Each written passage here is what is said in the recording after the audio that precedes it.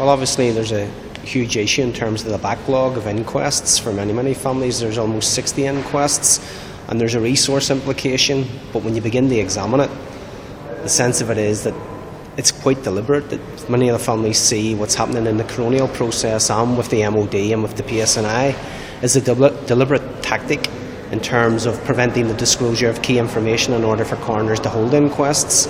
So there's a tactic of under-resourcing the coronial system overall that has the effect of creating this backlog, and it's quite political.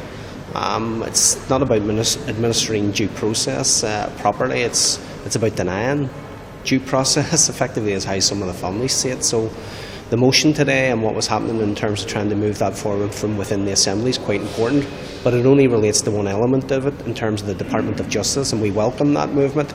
Ultimately, the key pressure needs to be applied on the British Secretary of State and the NIO. Ultimately, they must resource this, and they must be compliant with the Article 2 Convention, the properly investigate killings, particularly where state and state agents are involved.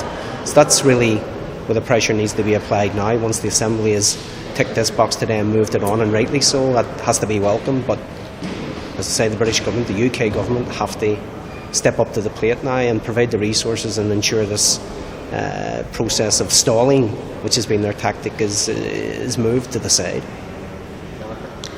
Yeah, I mean, I think that really the development of the coroners' courts is one aspect of the Stormont House Agreement, and obviously, I mean, families, some for 40 years now, have been looking for mechanisms to deal adequately with the past, and I think that we've went through Eames Bradley, we've went through Haas, and now the Stormont House Agreement.